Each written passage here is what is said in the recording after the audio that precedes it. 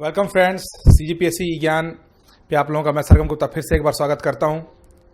और आज के वीडियो में हम लोग देखेंगे विद्युत के बारे में, इलेक्ट्रिसिटी के बारे में। ये जो हमारा टॉपिक होगा वह बहुत इंपॉर्टेंट होगा क्योंकि प्रकाश और विद्युत से रिलेटेड क्वेश्चंस एग्जाम में बहुत पूछे गए हैं। आप कोई भी एग्ज़ाम ले लें, आप उसमें अगर प्रीवियस ईयर के क्वेश्चंस पेपर आपके पास हैं तो आप उस पर चेक कीजिए, तो उसमें विद्युत से रिलेटेड भी काफ़ी क्वेश्चन पूछे जाते हैं। तो इसीलिए एग्ज़ाम पॉइंट ऑफ व्यू से बहुत ज़्यादा इंपॉर्टेंट है ये वाला टॉपिक। तो आज के टॉपिक में हम इलेक्ट्रिसिटी के बारे में देखेंगे, जिसमें इसके बहुत सारे जो अनुप्रयोग हैं, जो प्रैक्टिकल्स हैं, जो एग्ज़ाम में पूछे जाते हैं, उसके बारे में भी हम लोग डिस्कस करेंगे। तो चलिए आज का टॉपिक शुरू करते हैं, विद्युत या फिर इलेक्ट्रिसिटी।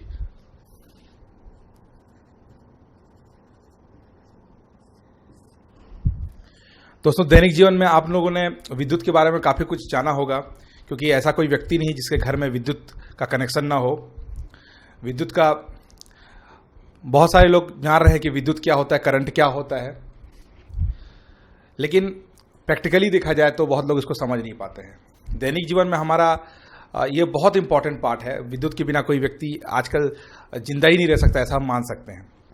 तो ये विद्युत शब्द की उत्पत्ति कहाँ से हुई थी, कहाँ से इसका विकास हुआ था, जब इसका खोज नहीं हुआ था तो कौन कौन से वैज्ञानिक थे जिन्होंने विद्युत के खोज में अपने प्रमुख योगदान दिए थे, ये सारे प्रश्नों के उत्तर आज हम इस क्लास में जानने की कोशिश करेंगे।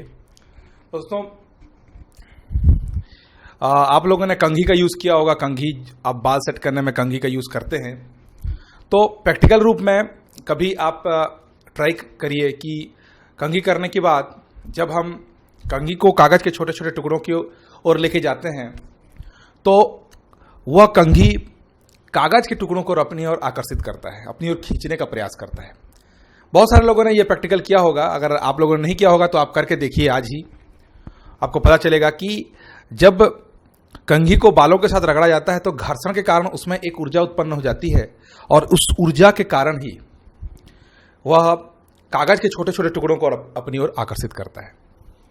तो इनडायरेक्टली बोला जाता है कि उस पर करंट आ गया है, लेकिन दोस्तों असलियत में उस पर करंट नहीं आया है, असलियत में उस पर आवेश आ जाता है।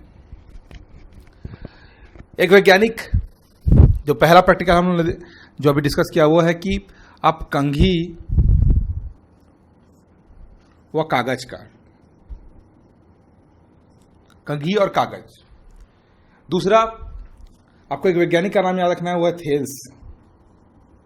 चुंबक में भी वो वैज्ञानिक थे थेल्स, जिसको हमने टॉम बताया था, वैसे ही एक वैज्ञानिक हैं थेल्स, जिन्होंने एम्बर नाम का एक पदार्थ जो कि पीले कलर का होता है, पीले कलर का एम्बर, तो उस पर उन्होंने एक प्रैक्टिकल किया था। प्रैक्टिकल ये था दोस्तों कि उन्होंने इस एम्बर के, इस पदार्थ के टुकड़े को लेके ऊन के साथ उसको रगड़ा, और रगड़ने के बाद देखा कि उसमें भी वही गुण उत्पन्न हो जाता है जो कंघी और कागज के बीच उत्पन्न होता है। लेकिन थेल्स ने इस प्रैक्टिकल पे उतना ज़्यादा ध्यान नहीं दिया, और बहुत सालों तक विद्युत से रिलेटेड प्रैक्टिकल्स होते रहे, लेकिन कुछ खास नतीजे उसमें नहीं निकल रहे थे। बाद में कुछ वैज्ञानिकों ने इस पे काफ़ी प्रयास किया, और एक वैज्ञानिक थॉमस ब्राउन, जिन्होंने प्रैक्टिकल के आधार पर पाया कि आप जब एम्बर की छड़ या फिर एक एम्बर पदार्थ को ऊन के साथ रगड़ते हैं तो उसमें एक प्रकार का घर्षण उत्पन्न हो जाता है। अतः उन्होंने इसका नाम घर्षण विद्युत रखा, इंग्लिश में बोला जाए तो इलेक्ट्रिसिटी रखा।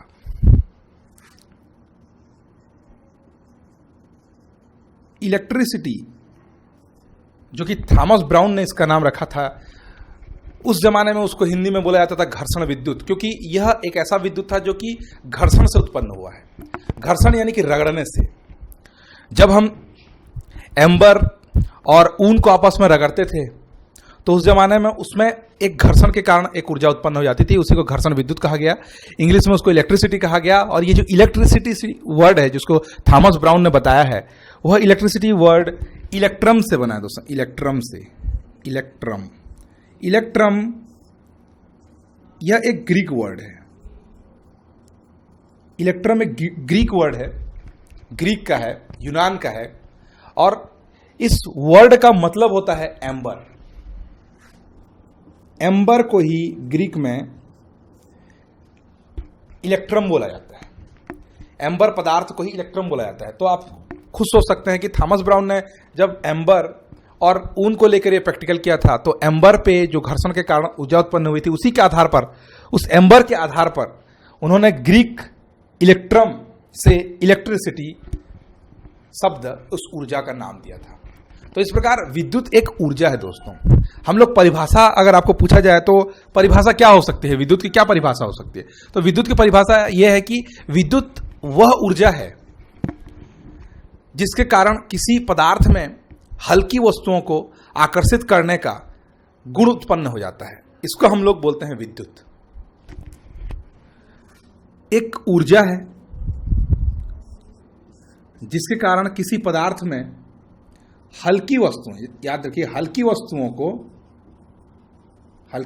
को आकर्षित करने का गुण उत्पन्न हो जाता है, उसी को हम लोग बोलते हैं विद्युत या फिर इलेक्ट्रिसिटी। तो दोस्तों इलेक्ट्रिसिटी हम लोगों ने जाना क्या होता है इलेक्ट्रिसिटी, जो मुख्य रूप से हम लोग घर्षण विद्युत भी बोलते हैं, क्योंकि घर्षण से हम लोग उत्पन्न किए हैं इसको। तो ये कितने प्रकार के होते हैं, ये भी क्वेश्चन उठता है हमारे पास। तो विद्युत दो प्रकार के होते हैं दोस्तों, इसके प्रकार की ओर ध्यान दें। तो विद्युत दो प्रकार के, सबसे पहला विद्युत जिसको हम लोग बोलते हैं स्थिर विद्युत, ये काफी डीप टॉपिक है। दूसरा है धारा विद्युत, स्थिर और धारा विद्युत। देखिए दोस्तों, ये विद्युत का ये जो टॉपिक है वो बहुत ही ज्यादा वाइड है।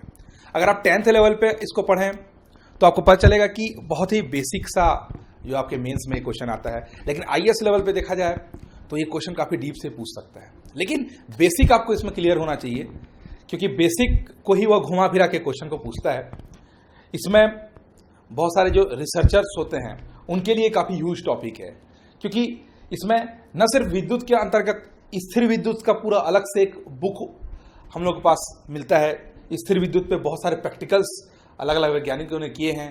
उसी प्रकार से धारा विद्युत एक अलग फील्ड हो जाता है। तो इलेक्ट्रिसिटी यानी कि इलेक्ट्रिक जब आप सब्जेक्ट लेंगे विशेषकर इंजीनियरिंग में, तो इसमें दो भागों में हम लोग बांट देते हैं इसको, स्थिर और धारा विद्युत। जो व्यक्ति स्थिर विद्युत पढ़ने पे इंटरेस्टेड हैं वो अपना टॉपिक लेते हैं, और जो धारा विद्युत, तो ये दोनों एक दूसरे से अलग हैं। तो मेन डिफरेंस क्या है स्थिर और धारा विद्युत में? नाम पे आप गौर कीजिए दोस्तों, कोई भी वर्ड आप जब देखते हैं तो उसके नाम पे गौर कीजिए, नाम में ही बहुत कुछ छुपा होता है। तो देखिए यहां पे नाम देखिए, स्थिर विद्युत और धारा विद्युत। स्थिर विद्युत यानी कि जो स्थिर हो, जिसमें हलचल ना हो, उसको स्थिर बोलते हैं, जो स्थिर हो। और धारा से आपको पता चला, जैसे आप अगर धारा की बात करें तो पानी जैसे धारा में बहती है, नदियों में जो धाराएं होती है उसमें क्या है, एक हलचल रहती है, वो एक स्थान से दूसरे स्थान तक जाते हैं। तो स्थिर विद्युत और धारा विद्युत उसी प्रकार से है। स्थिर विद्युत यानी कि जब हम जो आवेश उत्पन्न होता है, यानी कि जब घर्षण करते हैं, जब दो वस्तुओं को आपस में रगड़ते हैं, जब एम्बर और ऊन को आपस में रगड़ते हैं, तो उसमें आवेश उत्पन्न हो जाता है, और आवेश के कारण ही वहां पे आकर्षण बल उत्पन्न होता है। तो आवेश के बारे में देखेंगे कि आवेश क्या है, ये सब है। तो उसी स्थिर विद्युत में अगर देखा जाए तो आवेश को जब बहने नहीं दिया जाता है, एक वस्तु से दूसरे वस्तु की ओर आवेश को जब बहने नहीं दिया जाता है तो उसको स्थिर विद्युत बोलते हैं। लेकिन जब आवेश जो उत्पन्न हुआ है घर्षण से, उसको एक स्थान से लेकर दूसरे स्थान तक हम लोग ले जाते हैं या उसको बहने देते हैं, तो इस प्रकार उसको हम लोग धारा विद्युत कहते हैं। तो यहां पे आप बस को याद रखना, स्थिर यानी कि बहने न देना, और धारा विद्युत यानी कि बहने देना।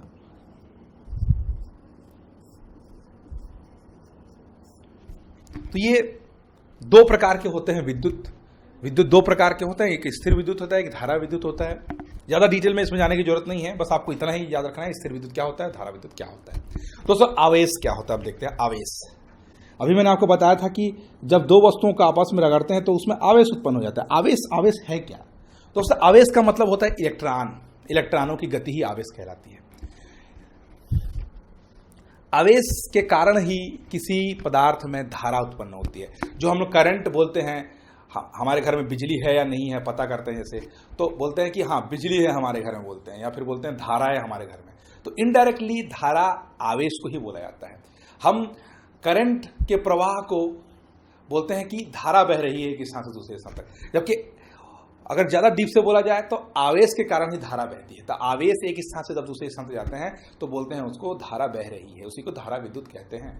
तो आवेश दोस्तों, आवेश दो प्रकार के होते हैं। तो आवेश को अच्छे से समझने के लिए हम लोगों को कुछ वस्तुओं की आवश्यकता होगी, प्रैक्टिकल करने के लिए कुछ वस्तुओं की आवश्यकता होगी। तो हम उस वस्तुओं को देखते हैं क्या क्या लेते हैं। सबसे पहला आपको लेना पड़ेगा कांच की एक छड़। कांच की एक छड़ लें आप। दूसरा आपको आवश्यकता है एक एबोनाइट की छड़ की। एबोनाइट का एक छड़ ले लें आप।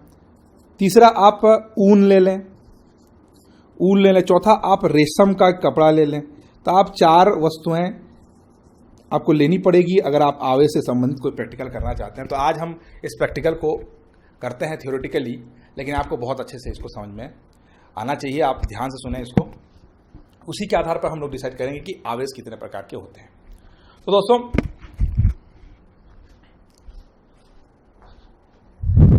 यहां पे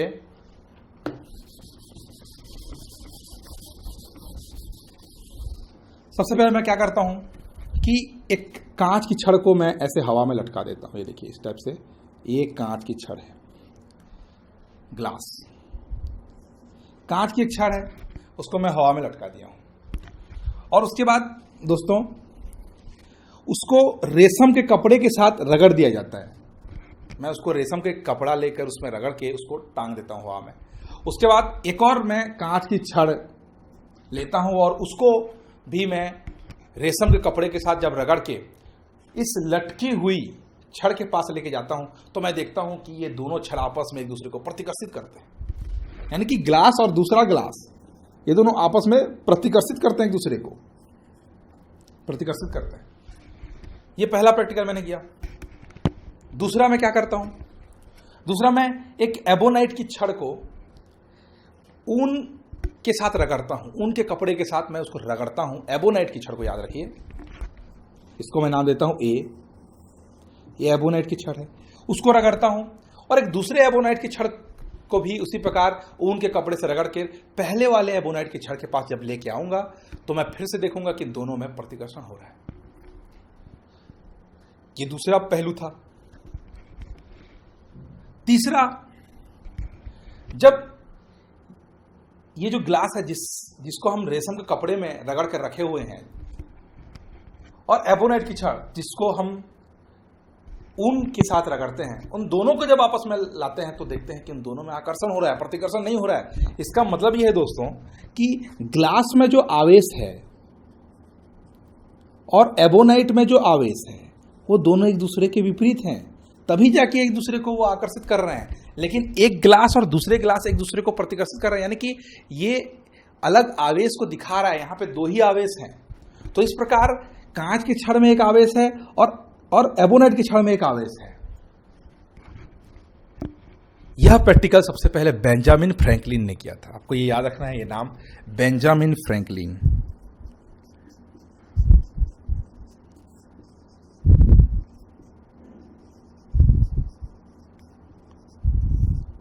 बेंजामिन फ्रैंकलिन ने जब ये प्रैक्टिकल किया तो उन्होंने पाया कि यार आवेश तो 2 प्रकार के होते हैं।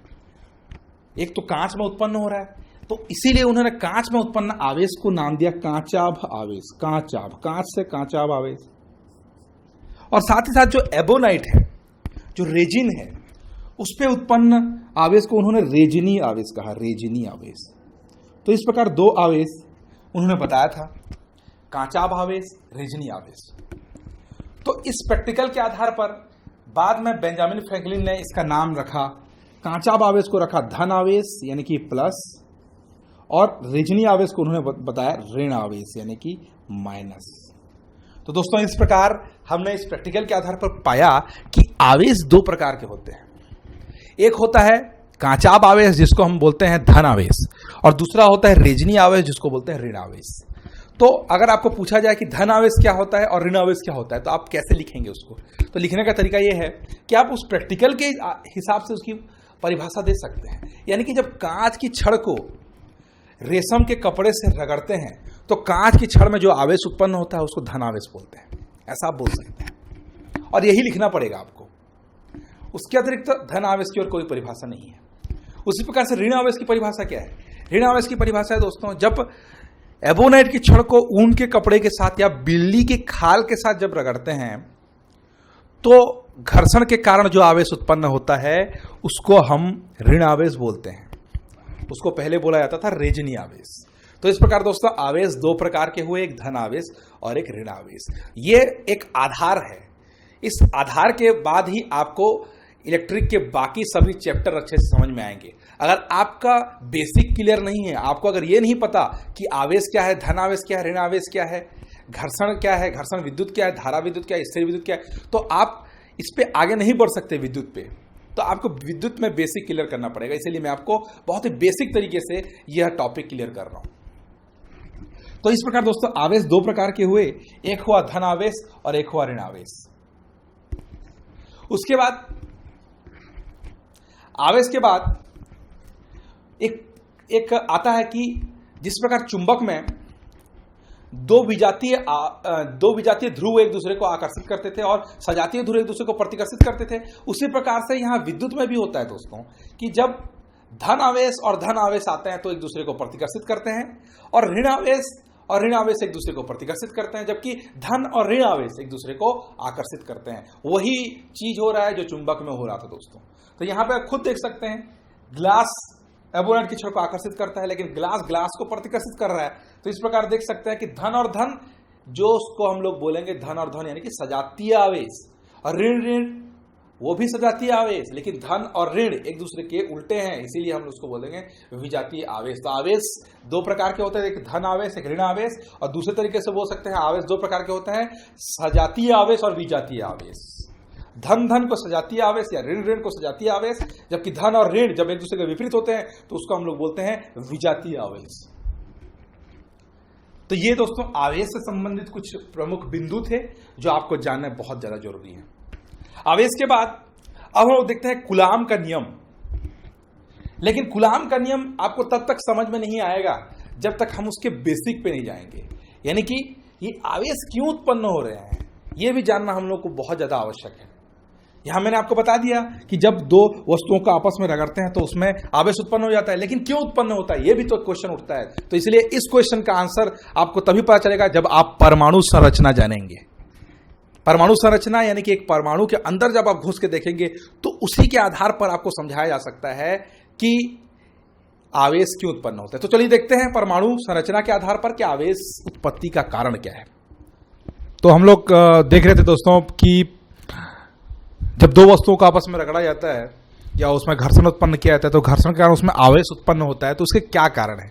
तो उसके लिए हम लोगों को परमाणु संरचना जाननी पड़ेगी। कोई पदार्थ को जब हम छोटे छोटे टुकड़ों में डिवाइड करते जाते हैं तो अणु मिलते हैं हम लोगों को। अणु को जब हम बहुत सारे टुकड़ों में विभाजित करते हैं तो हम लोग को मिलते हैं परमाणु। तो दोस्तों परमाणु जो है वह किसी पदार्थ का सबसे सूक्ष्मतम कण होता है, वो परमाणु होता है, जिसको एक या एक से अधिक दो या दो से अधिक भागों में उसको डिवाइड करना संभव नहीं है। मतलब सबसे छोटा से छोटा जो कण है जब आप पदार्थ को तोड़ते हैं तो वो परमाणु होता है। तो परमाणु के अंदर आप झांकने की कोशिश करते हैं, क्योंकि परमाणु के अंदर की जो संरचना होता है वही डिसाइड करता है कि आवेश क्यों उत्पन्न होते हैं। तो देखिए दोस्तों, परमाणु, ये एक परमाणु है गोलाकार। परमाणु के बीच में एक नाभिक होता है। परमाणु के बीच में एक नाभिक होता है जिसका आकार 10 के घात ऋण 10 एंगस्ट्रॉन के बराबर होता है। तो परमाणु के ये नाभिक के चारों ओर, नाभिक में नहीं बल्कि उसके चारों ओर बहुत ही छोटे कण इलेक्ट्रॉन दीर्घवृत्ताकार कक्षा में गति करते रहते हैं। वो नाभिक में नहीं होते बल्कि नाभिक के चारों ओर जो कक्षक होते हैं, जो कक्षा होते हैं, उन इलेक्ट्रॉनों का अपनी और कक्षा होता है, तो उस कक्षा में वो गति करते रहते हैं। तो साथ ही साथ नाभिक में दो प्रकार के कण पाए जाते हैं।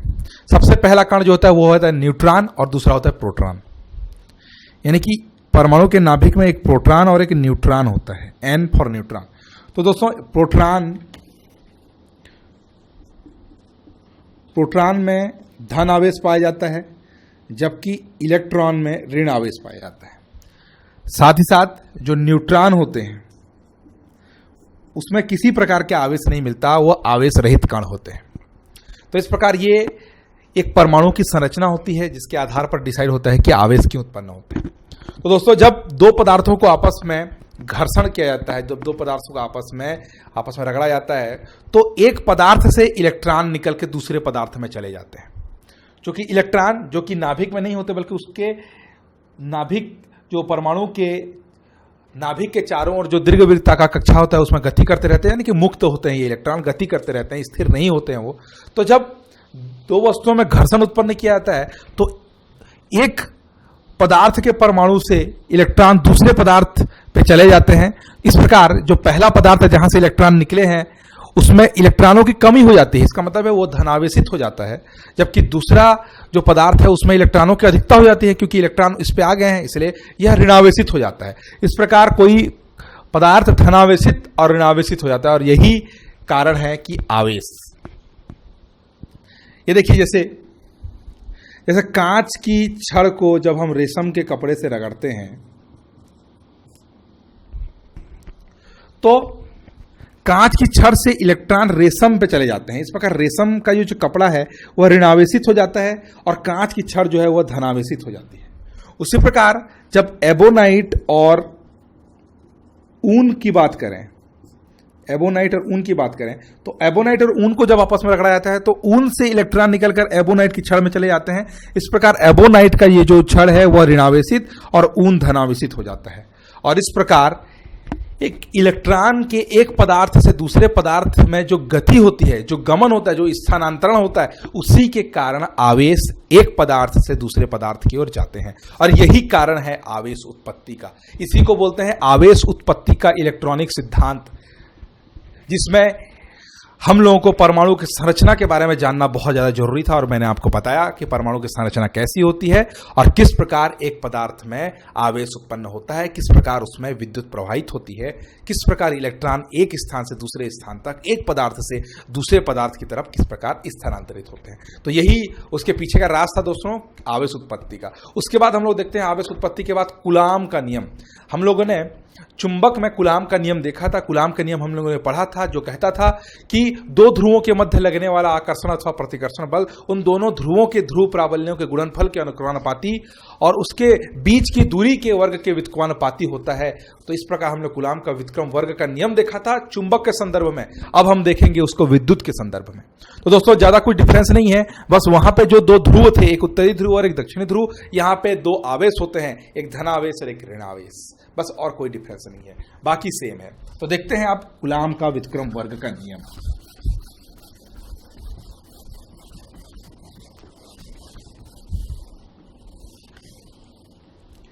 कूलाम का नियम दोस्तों, कूलाम का नियम हम लोग को कहता है कि किन्हीं दो आवेशों के मध्य लगने वाला आकर्षण अथवा प्रतिकर्षण बल, दो आवेश, तो मैं दो आवेश ले लेता हूं, यहां पे एक आवेश Q1 ले लेता हूं और दूसरा आवेश ले लेता हूं मैं Q2। Q1 और Q2 दो प्रकार के आवेश हैं। उन आवेशों के बीच की दूरी R है, समझ लीजिए। आवेशों के बीच की दूरी अगर R है तो उस स्थिति में मान लीजिए कि यह प्लस और यह माइनस है, तो उस स्थिति में दोनों के मध्य आकर्षण काम करेगा। अगर यह प्लस रहता और यह भी प्लस रहता तो उन दोनों के बीच प्रतिकर्षण बल काम करता। अगर एक माइनस रहता और दूसरा भी माइनस रहता तो दोनों के बीच में भी प्रतिकर्षण बल कार्य करता। तो यहां पे बात आती है कि आप जो भी लें, आप प्लस प्लस लें तो हमेशा प्रतिकर्षण बोला कीजिए, अगर माइनस माइनस बोले तो प्रतिकर्षण बोला कीजिए। लेकिन हम यहां पे एक प्लस और एक माइनस ले रहे हैं, इसलिए हम यहां पे आकर्षण बल की बात करेंगे। तो सबसे इस कूलाम के नियम में दो भाग हैं, मतलब दो आवेशों के मध्य लगने वाला आकर्षण बल अथवा प्रतिकर्षण बल दोनों आवेशों के गुणनफल के अनुक्रमानुपाती और उनके बीच की दूरी के वर्ग के व्युत्क्रमानुपाती। यानी कि सबसे पहला बोलता है कि दोनों आवेशों के गुणनफल के अनुक्रमानुपाती बल, तो यहां पे आकर्षण बल है वह अनुक्रमानुपाती होता है Q1 इंटू Q2 के, जबकि दूसरा यह बल व्युत्क्रमानुपाती होता है दोनों के बीच की दूरी के वर्ग के। ये पहला और ये दूसरा नियम दोनों का अगर आपस में मिला दें तो F अनुक्रमानुपाती हो जाएगा Q1 Q2 अपॉन R का स्क्वायर। अगर मैं इस अनुक्रमानुपातिक चिन्ह को निकाल दूं तो F इक्वल टू एक अनुपातिक नियतांक आ जाता है Q1 Q2 अपॉन R का स्क्वायर। यह अनुपातिक नियतांक जो डिपेंड करता है अलग अलग माध्यम की पद्धति पर। सीजीएस पद्धति में अलग होता है, एमकेएस पद्धति पर अलग होता है, एसआई पद्धति में अलग होता है। तो एसआई पद्धति में दोस्तों इस के की वैल्यू होती है 9 into 10 to the power 9 newton metre का वर्ग प्रति वर्ग कूलाम। ये आपको याद रखना है कि एक की वैल्यू होती है 9 into 10 to the power 9 newton metre का वर्ग प्रति कूलाम होता है। तो इस प्रकार अगर इस वैल्यू को यहां पे रखें तो F इज इक्वल टू हो जाएगा 9 into 10 to the power 9 into Q1 Q2 upon R का स्क्वायर। ये दोस्तों ये जो सूत्र है यह कूलाम के नियम की पुष्टि करता है।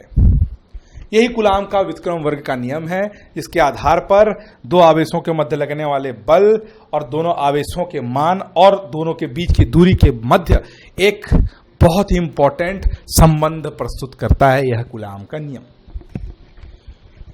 तो दोस्तों कूलाम के नियम में यहां पे बार बार कूलाम का नियम क्यों?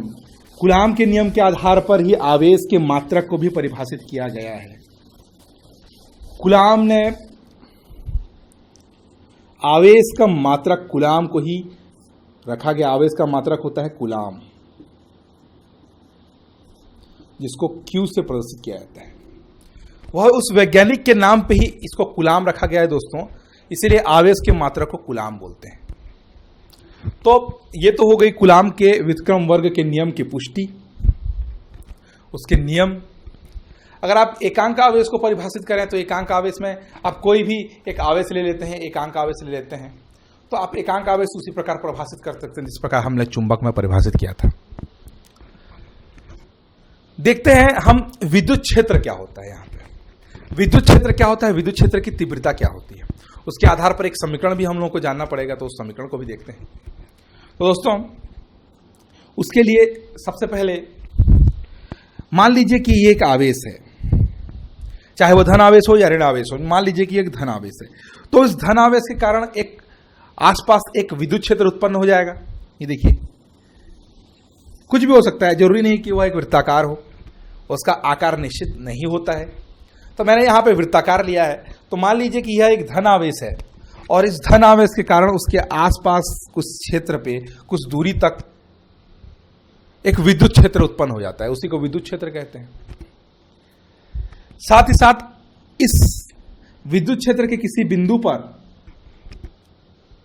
अगर हम किसी दूसरे आवेश को रख दें तो या तो वह धन आवेश होगा या ऋण आवेश होगा। अगर धन होगा तो यहां पे प्रतिकर्षण होगा और अगर ऋण होगा तो यहां पे आकर्षण होगा।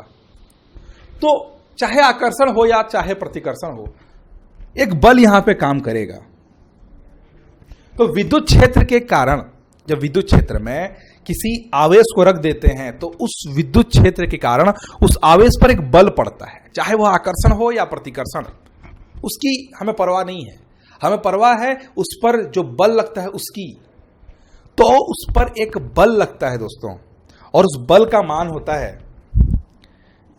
F is equal to Q0 into E, जहां पे ये E जो है वह विद्युत क्षेत्र की तीव्रता है। तो विद्युत क्षेत्र की तीव्रता क्या है आपको समझता है।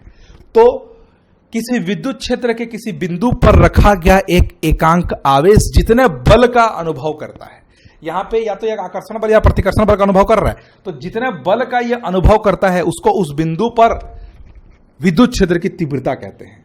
और विद्युत क्षेत्र की तीव्रता किसी विद्युत क्षेत्र में जरूरी नहीं कि एक समान हो। मान लीजिए कि पॉइंट बी पर उसकी वैल्यू कुछ अलग है, इस विद्युत क्षेत्र की तीव्रता, पॉइंट यहां सी पर कुछ और होगी, पॉइंट डी पर कुछ और होगी। तो विद्युत क्षेत्र के अलग अलग बिंदु पर विद्युत क्षेत्र की तीव्रता का मान भी अलग अलग होता है। तो वह जो बल काम करता है उसका सूत्र यह होता है दोस्तों, यह बल आवेश और विद्युत क्षेत्र की तीव्रता उस एकांक आवेश, मान लीजिए इसमें Q आवेश है, तो उस एकांक आवेश और विद्युत क्षेत्र की तीव्रता के गुणनफल के बराबर होता है वह आकर्षण अथवा प्रतिकर्षण बल। तो यहां पे यह एक, अगर ये प्लस है तो ये एक प्रतिकर्षण बल काम कर रहा है। तो उसी आधार पर हम विद्युत क्षेत्र की तीव्रता को लिख सकते हैं E इज इक्वल टू लिख सकते हैं F अपॉन Q0। तो उसी आधार पर विद्युत क्षेत्र की तीव्रता के मात्रक को भी हम लोग बना सकते हैं। तो क्या होगा मात्रक देखते हैं। विद्युत क्षेत्र की तीव्रता का मात्रक होगा, बल का मात्रक होता है न्यूटन और Q का मात्रक होता है कूलाम। तो यहां देखिए दोस्तों, इसको हम लोग बोल सकते हैं न्यूटन प्रति कूलाम। यह है विद्युत क्षेत्र की तीव्रता का मात्रक। लेकिन यह मात्रक एसआई पद्धति में, यह एसआई पद्धति है, एसआई सिस्टम इंटरनेशनल पद्धति में है ये मान। अगर मैं सीजीएस पद्धति की बात करूं, सीजीएस पद्धति, तो सीजीएस पद्धति में एफ का मात्रक होता है डाइन, और ये जो कूलाम है, यहां पे जो कूलाम था वो होता है स्थैत कूलाम, स्थैत कूलाम। तो इस प्रकार मात्रक क्या हो गया सीजीएस पद्धति में, डायन प्रति स्थैत कूलाम हो गया। तो यहां पे आप देख सकते हैं कि किस प्रकार उसके आवेश, किस प्रकार आवेश का मात्रक क्या है यहां पे।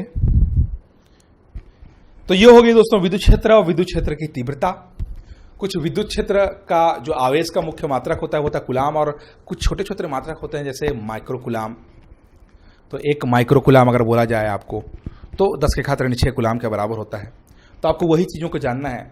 अब तो जान रहे होंगे मिली, माइक्रो, नैनो, ये जितना भी होता है इसको आपको याद रखना है, और उसी के आधार पर सारे फिजिक्स में आपके ये जो मान है, जो छोटे चाहे माइक्रो हो या मिली हो या सेंटी हो या डेसी हो, ये जितने भी है मात्रक आपको याद रखने हैं दोस्तों। उसी के आधार पर आपके न्यूमेरिकल्स बनते हैं। विद्युत क्षेत्र के ये प्रमुख बिंदु यहां तक हैं।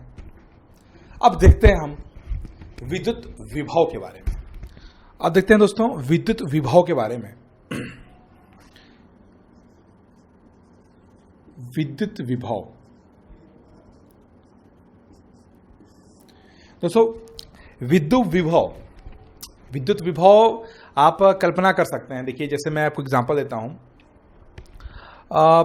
जिस प्रकार टेम्परेचर को ले लेते हैं। टेम्परेचर क्या करता है, हमेशा एक वस्तु ए ले लेते हैं जो बहुत गर्म है, और एक वस्तु बी ले लेते हैं जो बहुत ठंडी है, ठीक है। तो अगर दोनों को आपस में कनेक्ट कर दिया जाए तो जो ताप है वह हमेशा अधिक तापमान वाले वस्तु से कम तापमान वाले वस्तु की ओर प्रवाहित होती है। उसी प्रकार से जब दो पानी के टैंक को आपस में जोड़ा जाता है, उसमें से पहले पानी के टैंक में पानी का स्तर कम है और दूसरे पानी के टैंक में पानी का स्तर ऊपर है, तो उस स्थिति में जो हाई स्तर वाला, यानी कि जिसका स्तर ऊपर है, वहां से पानी, उस टैंक से पानी नीचे स्तर वाले टैंक की ओर आता है। मतलब अधिक स्तर से कम स्तर की ओर आता है। जिस प्रकार तापमान में इस प्रकार की प्रक्रिया होती है, जिस प्रकार जल में उस प्रकार की प्रक्रिया होती है, उसी प्रकार विद्युत में भी इस प्रकार की प्रक्रिया होती है। तो जिस प्रकार ताप हम जो टेम्परेचर के केस में बोल रहे हैं, जिस प्रकार हम लोग बोल रहे हैं पानी के केस में पानी को बता रहे हैं, उसी प्रकार से विद्युत के केस में उसको बोलते हैं विभव। यानी कि विभव, मान लीजिए कि दो वस्तु में ले लेता हूं, एक का विभव ए है, एक का विभव बी है, एक का विभव ज्यादा है और एक का विभव कम है। तो अगर हम दोनों का आपस में एक तार के माध्यम से कनेक्ट कर दें तो आवेश हमेशा अधिक विभव से कम विभव वाले वस्तु की ओर आएगी। जैसे कि अगर मैं एक वस्तु ए ले लेता हूं और एक वस्तु बी ले लेता हूं, मान लीजिए वी ए इसका विभव है और वी बी इसका विभव है। मान लीजिए कि वी ए का विभव वी बी के विभव से ज्यादा है, तो उस स्थिति में अगर एक वायर उनके बीच में अगर मैं कनेक्ट कर दूं तो ए से आवेश बी की तरफ प्रवाहित होंगे। ठीक है दोस्तों, यानी कि आवेश हमेशा अधिक विभव से कम विभव की ओर प्रवाहित होते हैं। तो इस प्रकार विभव तो ए से बी की ओर जाएगा, लेकिन आपको बस ये चीज याद रखना है कि जो धारा की दिशा होती है वह विभव की दिशा के विपरीत होती है। तो इस अवस्था में दोस्तों जो इलेक्ट्रॉन होते हैं, जो आवेश होता है, जो इलेक्ट्रॉन या धारा जो होती है, वह बी से ए की ओर प्रवाहित होंगे। बस आपको ये याद रखना है। तो विभव दोस्तों क्या होता है? तो विभव एक ऐसी अवस्था है जो विद्युत में धारा के प्रवाह की दिशा को निर्धारित करती है। यहां देखिए धारा प्रवाह की दिशा क्या है, यहां देखिए, यहां ए से बी, क्योंकि आवेश कहां ए से बी की ओर जा रहे हैं, आवेश धारा भी ए से बी की ओर। तो कुल मिला के आप बोल सकते हैं कि विभव बताता है एक का विभव ज्यादा, एक का विभव कम। तो वो क्या दिखाता है? वो धारा की दिशा प्रवाहित करते हैं। यानी कि अगर ए का विभव कम रहता, बी का विभव ज्यादा रहता, तो धारा इस दिशा में बहती, यहां पे धारा विपरीत दिशा में की ओर बहती है। ठीक है, तो वह अवस्था जो कि बताता है कि धारा की दिशा क्या होगी, धारा किस दिशा में प्रवाहित होती है, उसी को हम विभव बोलते हैं। और उसको वी ए और वी बी से उसको हम लोग रचते हैं। इसका मात्रक होता है वोल्ट, इसको वोल्ट बोलते हैं। तो दोस्तों मान लीजिए कि विभव तो ये हो गया, विद्युत विभव की हमने बात कर दी। विभव का मात्रक जो है वोल्ट होता है। विभव से ही आता है दोस्तों विभवांतर।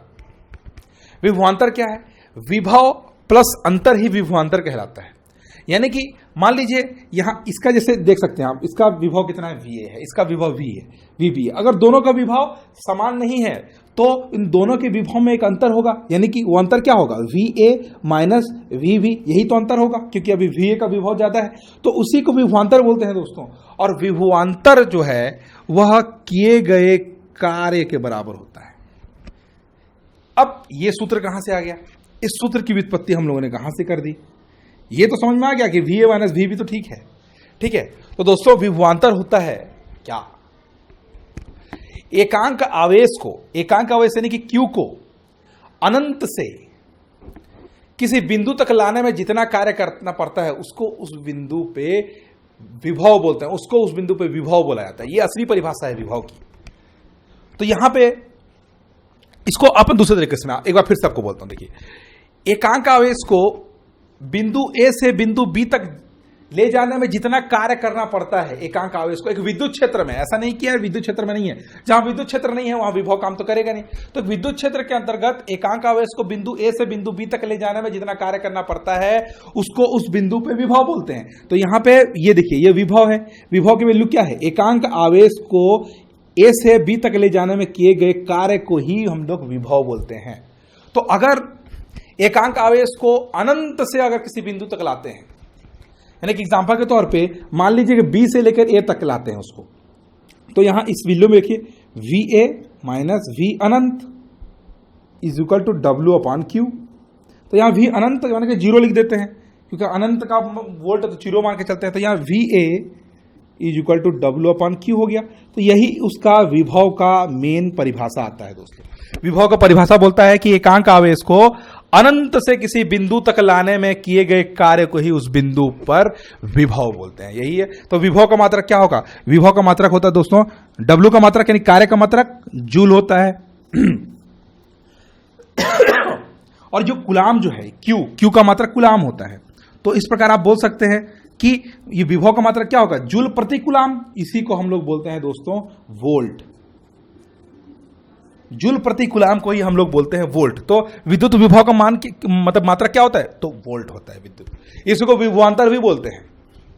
दो वस्तुओं के विभव के अंतर को ही विभवांतर बोलते हैं। तो विभवांतर और विभव में बस वही अंतर है, विभवांतर ही विभव है, लेकिन विभवांतर क्या है, दो विभव का अंतर है, जबकि विभव तो विभव ही है। तो इस प्रकार आप देख सकते हैं यहां पे विभव क्या होता है और विभवांतर क्या होता है। अब यहां से क्वेश्चन उठता है धारा क्या होती है, धारा क्या होती है दोस्तों। विभव प्रवाह के विपरीत को धारा बोलते हैं। यहां पे देखिए A से लेकर B तक, यहां पे आवेश का प्रवाह तो ठीक है, आवेश कहां से कहां तक प्रवाहित होती है, आवेश का प्रवाह होता है दोस्तों, जैसे एक परिपथ की बात कर लेता हूं मैं, ये एक परिपथ है, यहां पे एक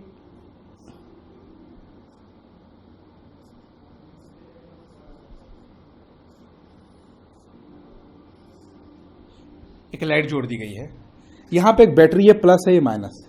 तो दोस्तों इसमें विभव की दिशा जो है इस तरफ होगी, विभव की दिशा इस तरफ होगी, विभवांतर की दिशा, विभवांतर हमेशा प्लस और माइनस को, मतलब इस तरफ उसकी विभव की दिशा होगी।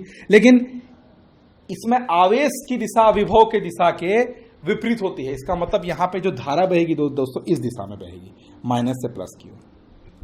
ये बहुत लोग इसमें कंफ्यूज होते हैं, तो आपको कंफ्यूज होने की बात नहीं है। यहाँ पे आपको ये बस याद रखना है कि आवेश के विपरीत विभव होते हैं अगर दिशा की बात की जाए, यानी कि अगर विभव जिस दिशा में प्रवाहित हो रहे हैं, धारा उसके विपरीत प्रवाहित होती है। एक संबंध लेकिन आपको बताता है दोस्तों, आवेश अनुक्रमणानुपाती विभव, यानी कि आप जितना ज्यादा विभव देंगे उसका आवेश उतना ज्यादा बढ़ेगा, जितना ज्यादा आप आवेश देंगे उसका विभव उतना ज्यादा बढ़ेगा। इसको इस तरीके से समझते हैं, आप जितना ज्यादा बैटरी का पावर रखेंगे, जितना ज्यादा विभव होगा बैटरी में, जितना ज्यादा वोल्ट होगा, आपका करंट भी उतना ज्यादा बहेगा, तो इसीलिए आवेश भी उतना ज्यादा होगा, इसलिए करंट भी उतना ज्यादा होगा। तो आप देख सकते हैं यहां पे आवेश और विभव के बीच का ये संबंध है। तो धारा क्या होती है दोस्तों, धारा की दिशा जैसे कि मैंने आपको बताई कि विभव की दिशा के विपरीत है, लेकिन धारा क्या होती है, प्रति एकांक समय में आवेश, उसी को बोला जाता है धारा। एग्जांपल के तौर पे मान लीजिए कि एक छोटा सा तार है, तो 1 सेकंड में मान लीजिए जो ए और ये बी है और ये सी है, ये तब 1 सेकंड के अंतराल, 2 सेकंड के अंतराल, 3 सेकंड के अंतराल, अगर अंतराल की बात करें तो 1 सेकंड में कितना ज्यादा आवेश उत्पन्न होता है, कितना ए से लेकर बी तक अगर मैं बात करूं तो 1 सेकंड में कितना आवेश ए से लेकर बी तक प्रवाहित होता है, उसी को बोलते हैं दोस्तों धारा। यानी कि मान लीजिए कि 1 सेकंड में यहां पे 5 एंपियर की धारा बहती है, तो धारा को 5 एंपियर ही बोलेंगे। धारा वही तो है, कितना आवेश बहता है, 5 कूलाम आवेश अगर बहता है यहां पे 5 एंपियर, तो 5 कूलाम आवेश 1 सेकंड में, अगर 5 कूलाम आवेश अगर बहता है ए से बी तक, तो धारा को बोलेंगे हम लोग 5 एंपियर, क्योंकि धारा का मात्रक होता है एंपियर। तो इस प्रकार मैं क्या लिख सकता हूं, सूत्र लिख सकता हूं दोस्तों, धारा या करंट इज इक्वल टू आवेश प्रवाह की दर, आवेश प्रति समय, यही तो आवेश प्रवाह की दर है। तो आवेश प्रवाह की दर को ही धारा बोलते हैं। तो आवेश का मतलब क्या होता है, कूलाम, और समय का मतलब क्या होता है, सेकंड, यानी कि कूलाम प्रति सेकंड, इसको बोलेंगे कूलाम प्रति सेकंड, इसी को बोलते हैं दोस्तों एंपियर। कूलाम प्रति सेकंड को ही एंपियर बोलते हैं, और एंपियर जो है वो धारा का मात्रक है, यही धारा है। तो यहां मैं आपको धारा बताया, यहां मैंने आपको विभव या विभवांतर बताया। तो अब धारा और विभवांतर के बीच में एक विशेष संबंध होता है। क्या है वो संबंध? देखिए दोस्तों, मैंने आपको बताया कि आप जितना ज्यादा बैटरी का पावर रखेंगे, आप जितना ज्यादा बैटरी लेंगे, जितना बड़ा बैटरी लेंगे, जितना ज्यादा वोल्ट का बैटरी लेंगे, उतनी ज्यादा धारा आपको प्राप्त होगी। यानी कि जितना ज्यादा वोल्ट उतनी ज्यादा धारा। विभव का मान बढ़ाते जाएंगे, धारा का मान भी बढ़ते जाएगा, आवेश का मान भी बढ़ता जाएगा। यानी कि ये दोनों एक दूसरे क्या होंगे, अनुक्रमणपाती ही तो हुए। विभव जितना ज्यादा, धारा उतनी ज्यादा बढ़ेगी। जितना ज्यादा आप बैटरी जितना बड़ा लेंगे, धारा भी उतनी ज्यादा आपको मिलेगी। तो इस प्रकार ये जो संबंध है V अनुक्रमणपाती I, ये संबंध एक विशेष परिस्थिति पर ही लागू होता है। परिस्थिति है दोस्तों, जब हमारा जो वायर है उसकी लंबाई परिवर्तित न हो और उसका ताप भी परिवर्तित न हो, तब की बात। यानी कि जब मैं एक वायर को लेता हूं और इसमें जो वोल्ट प्रवाहित करता हूं तो इसमें धारा बहेगी, लेकिन इसकी लंबाई बढ़नी नहीं चाहिए और तापमान ज्यों कि त्यों रहे, तब उस स्थिति में जो वोल्ट अपन प्रवाहित करेंगे धारा भी उतनी ही होगी। अगर लंबाई बढ़ा दी जाए या कम कर दी जाए तो उस स्थिति में यह नियम लागू नहीं होगा। अगर ताप कम या ज्यादा कर दी जाए तो यह नियम लागू नहीं होगा। लंबाई क्यों दोस्तों? क्योंकि आप जितना लंबा आप वायर रखेंगे, आपका धारा उतना कम हो जाएगा। मैं बताऊंगा क्यों ऐसा। ताप जितना ज्यादा आप रखेंगे, धारा उतना कम हो जाएगा, वो भी बताऊंगा क्यों। तो अगर लंबाई और ताप दोनों एक समान रहे, अगर परिवर्तित ना हो, तो V अनुक्रमणपाती I होता है, और इसी नियम को बोलते हैं ओम का नियम। ओम का नियम, यही ओम का नियम है दोस्तों। ओम का नियम कहता है कि अगर लंबाई और ताप में परिवर्तन न हो, लंबाई और ताप में परिवर्तन न हो, तो किसी भी चालक के सिरों का विभवांतर उसमें बहने वाली धारा के अनुक्रमानुपाती होती है, और यही होता है ओम्स लॉ, ओम का नियम। तो ओम का नियम में अगर अनुक्रमानुपाती को हटा दें तो इज इक्वल टू होता है आर आई, यानी कि आर एक नियतांक है दोस्तों, और इस नियतांक को ही हम लोग बोलते हैं धारा का प्रतिरोध। वो चालक का प्रतिरोध बोलते हैं, धारा का नहीं बल्कि चालक का प्रतिरोध बोलते हैं, द रेजिस्टेंस। यही रेजिस्टेंस है, यही आर फॉर रेजिस्टेंस, इसको बोलते हैं प्रतिरोध, रेजिस्टेंस। तो जब किसी चालक के सिरों पर जो विभवांतर लगाता है वह बहने वाली धारा के अनुक्रमानुपाती होती है। अगर अनुक्रमानुपाती को निकाल दिया जाए तो आर जो प्राप्त होगा वही प्रतिरोध है। तो प्रतिरोध का अब मात्रक क्या होगा? तो दोस्तों आर इज इक्वल टू हम लोग क्या ऐसे लिख सकते हैं, V अपॉन I। क्यों नहीं लिख सकते? जब इसको बस पक्षांतर ही तो करना है। तो इस सूत्र में R बराबर क्या होगा, वोल्ट, क्योंकि V का मात्रक वोल्ट, I का मात्रक एम्पियर। तो वोल्ट प्रति एम्पियर, उसी को बोला जाता है दोस्तों ओम। इसी को ओमेगा बोला जाता है, ओमेगा। ओम या ओमेगा। तो प्रतिरोध का मात्रक क्या है? तो प्रतिरोध का मात्रक होता है दोस्तों ओमेगा या ओम, जिसको हम लोग दूसरे तरीके से वोल्ट प्रति एम्पियर ही बोलते हैं। और ये कूलाम के नियम, सॉरी दोस्तों, ये ओम्स लॉ इसी को बोलते हैं। कूलाम का नियम नहीं बल्कि ओम्स लॉ है, यही ओम्स लॉ है। तो कंडीशन वही है दोस्तों, ओम्स लॉ का कंडीशन क्या है? कंडीशन वह है कि अगर लंबाई परिवर्तित हो जाए तो ओम्स का नियम लागू नहीं होता, और अगर ताप परिवर्तित हो जाए तो ओम का नियम लागू नहीं होता है। यही तो डिफरेंस है। तो यहां पे प्रतिरोध के बारे में डिटेल से अगर देखा जाए तो क्या होगा, क्या यह नियम सही है या यह नियम गलत है? क्या ओम का नियम सही है? प्रैक्टिकल करके अगर देखेंगे तब भी बिल्कुल लागू होगा। देखिए दोस्तों, अगर ओम का नियम सही है तो अगर मैं V और I के बीच में अगर ग्राफ खींचूं तो इस प्रकार से प्राप्त होगा, क्योंकि V बढ़ेगा तो I भी बढ़ेगा, जितना ज्यादा V बढ़ेगा I भी उतना ज्यादा बढ़ेगा। तो दोनों के बीच अगर रिलेशन अगर सही है, अगर V अनुक्रमानुपाती I है, अगर ओम का नियम लागू होता है तो उस स्थिति में ये वाला ग्राफ तो बनना ही चाहिए। तो इस प्रकार के ग्राफ कैसे बनेगा? तो उसके लिए एक नॉर्मल से आपको प्रैक्टिकल करना है दोस्तों। प्रैक्टिकल ये है कि आपको एक रिसोर्सेज बनाने पड़ेंगे। रिसोर्सेज बोले तो ये देखिए, ये मान लीजिए एक परिपथ है,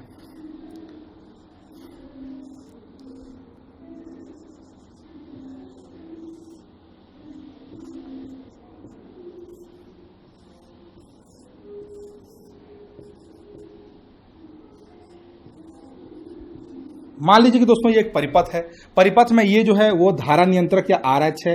इसके माध्यम से जो यहां से जो वोल्ट प्रवाहित किया जाता है, तो इसमें जो धारा प्रवाहित होती है उसको नियंत्रित किया जाता है, वो RH है, यानी कि धारा नियंत्रक इसको बोलते हैं, धारा नियंत्रक बोलते हैं इसको। साथ ही साथ ये एम्पियर अमीटर है, ये अमीटर, इसको धारा नापने के लिए अपन अमीटर का उपयोग करते हैं, जो कि श्रेणी क्रम में जोड़ा जाता है। श्रेणी समांतर क्रम देखेंगे। वोल्टमीटर जो कि समांतर क्रम में जोड़ा जाता है। वोल्टमीटर जो कि विभवांतर को नापता है, विभवांतर को नापता है। साथ ही साथ ये R है, यानी कि प्रतिरोध है। तो अगर आप इस प्रकार से एक संरचना बनाएं, इस टाइप से अगर आप इलेक्ट्रिक की व्यवस्था इस प्रकार से करें, तो उसके बाद आप देखते हैं कि एक पर्टिकुलर वोल्ट आप प्रवाहित करें 5, उसके बाद आपको धारा का एक विशेष मान मिलेगा। यानी कि अगर आप V1 वोल्ट प्रवाहित करें तो आपको I1 मिलेगा। V1 जितना वोल्ट आप प्रवाहित कर रहे हैं उसको V से नापेंगे, V दिखाएगा कि कितना वोल्ट आप दे रहे हैं, और जितनी धारा हम लोग को मिलेगी वो दिखाएगा अमीटर, क्योंकि धारा नापने के लिए अमीटर का उपयोग किया जाता है, वोल्ट नापने के लिए वोल्टमीटर का उपयोग किया जाता है। तो इसीलिए ये वोल्टमीटर और अमीटर का उपयोग करके आप पता लगा सकते हैं। V1 अगर प्रवाहित करें तो I1 धारा प्रवाहित होती है, V2 प्रवाहित करें तो I2 मिलता है, V3 प्रवाहित करें तो I3 मिलता है। अगर V1 और I1 के बीच में अगर आप X एक्सिस पे V और Y एक्सिस पे I को लेके अगर ग्राफ खींचें, यानी कि यहाँ पे 1 2 3 4 5 1 2 3 4 5 इस प्रकार से अगर आप इसमें प्रवाहित करके एक ग्राफ बनाएंगे, तो V1 के एक पर्टिकुलर मान के लिए I1 का एक पर्टिकुलर मान लगाएंगे, यहाँ पे ऐसे प्राप्त होगा आपको। V2 के लिए I2 मिलेगा तो ऐसे प्राप्त होगा। तो इस प्रकार अगर आपको इस प्रकार से ग्राफ मिलता है सीधा, जो कि आपको मिलेगा, जो पुष्टि करता है कि ओम का नियम बिल्कुल सत्य है दोस्तों, बशर्ते कि हमारा ये जो वायर है उसका तापमान परिवर्तित ना हो और लंबाई परिवर्तित ना हो।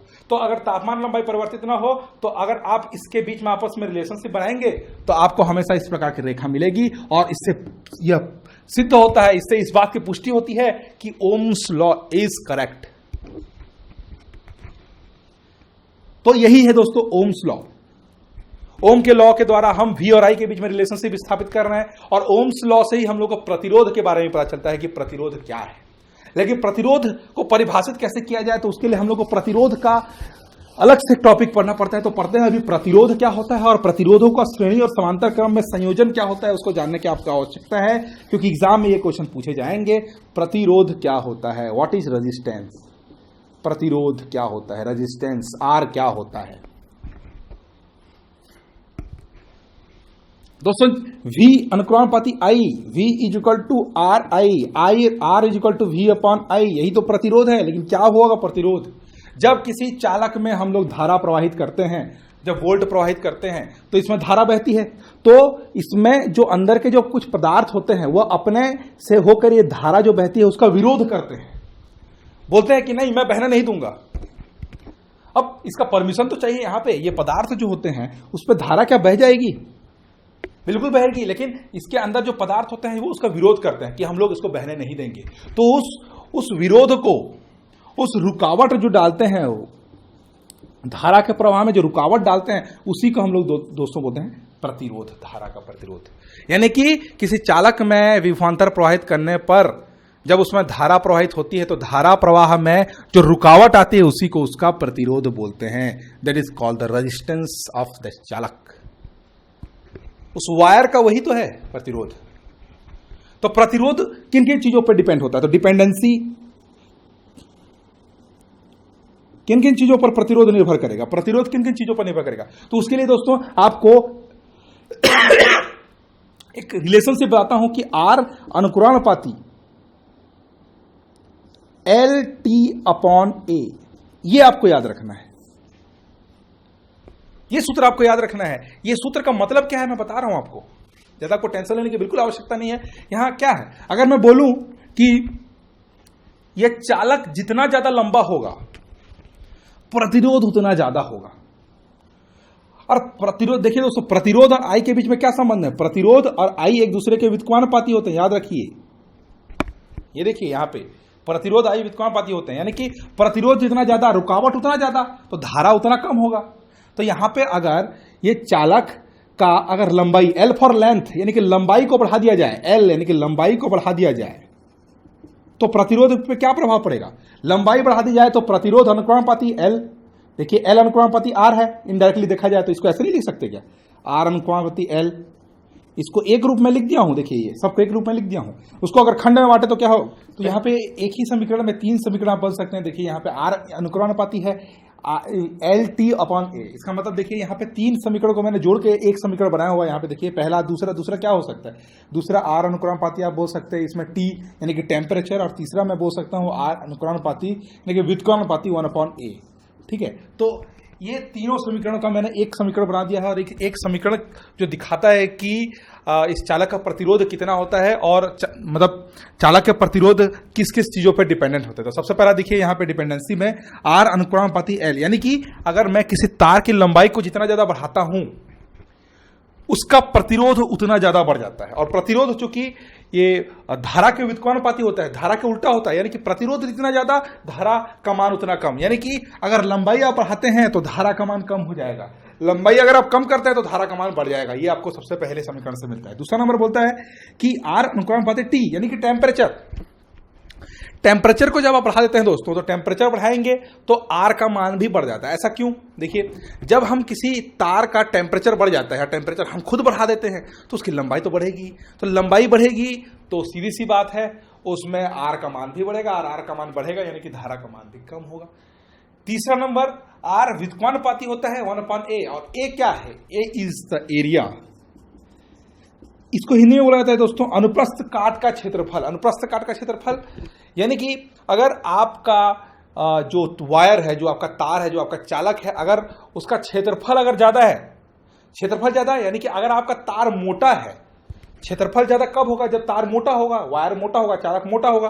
तो अगर मोटा है तो आपका प्रतिरोध कम होगा क्योंकि वो उसका व्युत्क्रमानुपाती है। यानी कि आप हमेशा एक मोटे तार का उपयोग कीजिए ताकि आपके धारा का मान अधिक से अधिक प्राप्त हो। साथ ही साथ सबसे चौथा नंबर जो इस समीकरण में मैंने नहीं बताया है वह है पदार्थों पर भी डिपेंड करता है, पदार्थ जिससे वो चालक बने हैं। अलग अलग पदार्थों से बने हुए अलग अलग चालकों का प्रतिरोध भी अलग अलग होता है। तो प्रतिरोध मुख्य रूप से डिपेंड करता है दोस्तों वह सुचालक या कुचालक। देखिए सुचालक है यानी कि प्रतिरोध का मान तो या तो 0 होगा या प्रतिरोध का मान बहुत ही कम होगा, और प्रतिरोध जितना कम यानी कि वो चालक उतना ज्यादा सुचालक है।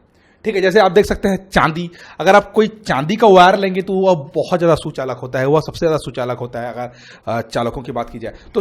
इसलिए क्योंकि उसका प्रतिरोध बहुत ही कम रहता है। ठीक है, तो इसीलिए चांदी का जो चालकता होती है बहुत ज्यादा रहती है, इसीलिए वह विद्युत का सबसे अच्छा सुचालक होता है। जबकि जो कुचालक पदार्थ होते हैं उनका प्रतिरोध अनंत होता है। अब प्रतिरोध अनंत यानी कि उस पर चालकता का कोई प्रभाव ही नहीं, यानी कि वो पूरी तरीके से कुचालक है। तो कुचालक पदार्थों का प्रतिरोध अनंत होता है।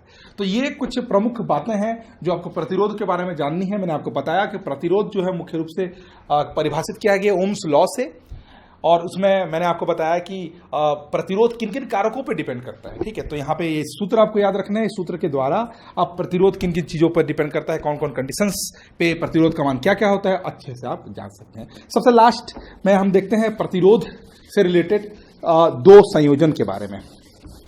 दोस्तों, आप लोगों ने 10th या 12th या 11th सब में आप लोगों ने जब भी आप विद्युत पढ़ते हैं तो प्रतिरोध तो पढ़ेंगे ही आप, यानी कि ओम्स लॉ तो पढ़ना ही है आपको। तो ओम्स लॉ में अगर आप श्रेणी क्रम और समांतर क्रम ना पढ़े तो विद्युत में मुझे लगता है कि आपने पढ़ा है कुछ, क्योंकि कोई भी एग्जाम ले लेंगे आप न्यूमेरिकल्स पे आपको प्रतिरोध का श्रेणी क्रम और समांतर क्रम आना बहुत ही ज्यादा जरूरी है।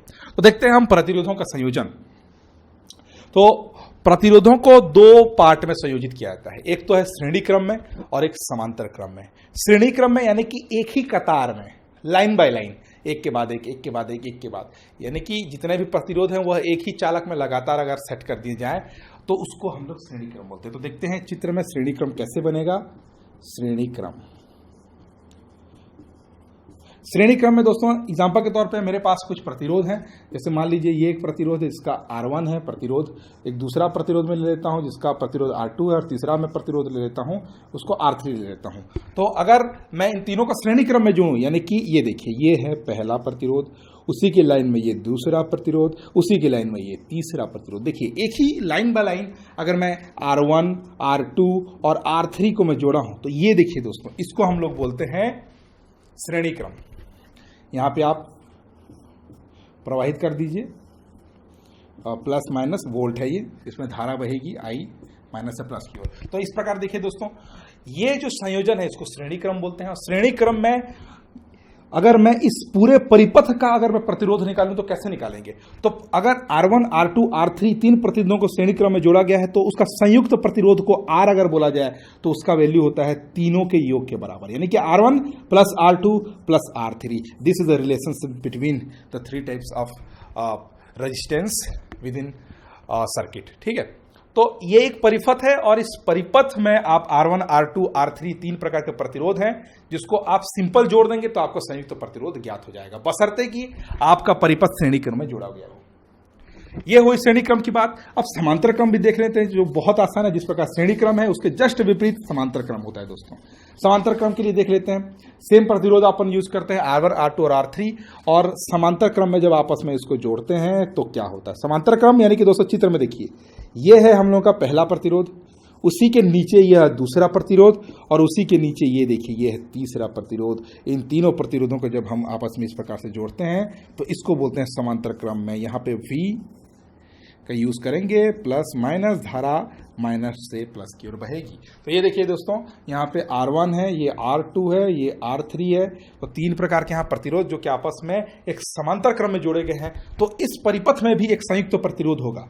अगर तीनों को मैंने समांतर क्रम में जोड़ा तो संयुक्त प्रतिरोध अगर R है तो उसकी वैल्यू कैसे ज्ञात करेंगे, तो उसकी वैल्यू ज्ञात करने के लिए दोस्तों आपको ये सूत्र यूज करना पड़ेगा। 1/R is equal to 1/R1 plus 1/R2 और प्लस 1/R3। अब जितने भी ज्यादा प्रतिरोध हैं प्लस डैश डैश डैश, अगर जितने ज्यादा आप प्रतिरोध यूज करेंगे इतना 1/R1, R2, R3, 1/Rn तक जाएगा। वो आप जितने ज्यादा प्रतिरोध यूज करेंगे उतना ज्यादा आप उस समीकरण में रख सकते हैं, उस फॉर्मूले में रख सकते हैं। ठीक है, तो ये प्रतिरोधों के श्रेणी और समांतर क्रम देखे। और इसी में आपको जब कोई क्वेश्चन पूछा जाता है तो आपको 3 प्रतिरोध दे दिए जाएंगे, 4 प्रतिरोध दे दिए जाएंगे, या जितने भी आपको प्रतिरोध दे दिए जाएंगे, और एक 5 ओम, 6 ओम, 7 ओम, ऐसे कुछ भी। और उसमें आपको पूछा जाएगा कि संयुक्त प्रतिरोध कितना होगा। तो आपको अगर पहले तो आपको चित्र देख के पता करना है कि वो श्रेणी क्रम में है या समांतर क्रम में। अगर श्रेणी क्रम में आपको पता चलेगा तो आप पहले वाले फॉर्मूला का यूज कीजिए, और समांतर क्रम मिलेगा तो आपके सामने ये फॉर्मूला है, इसी का आप यूज करेंगे। ठीक है, अगर आपको पूछा जाए कि V की वैल्यू कैसे निकालेंगे, तो अगर V की वैल्यू निकालने के लिए ओम्स के लॉ का आप यूज कीजिए, R की वैल्यू निकालने के लिए भी आप ओम्स के लॉ का यूज कीजिए, I की वैल्यू निकालने के लिए भी आप ओम्स के लॉ का यूज कर सकते हैं। तो आप करना क्या, आपको अगर V की वैल्यू आपको ज्ञात करनी तो R और I की वैल्यू भी आपको ज्ञात करनी पड़ेगी। R के लिए V और I की वैल्यू चाहिए आपको, और I के लिए V और R की वैल्यू चाहिए। तो ओम का जो मेन लॉ है बहुत ज्यादा important, V equal to RI।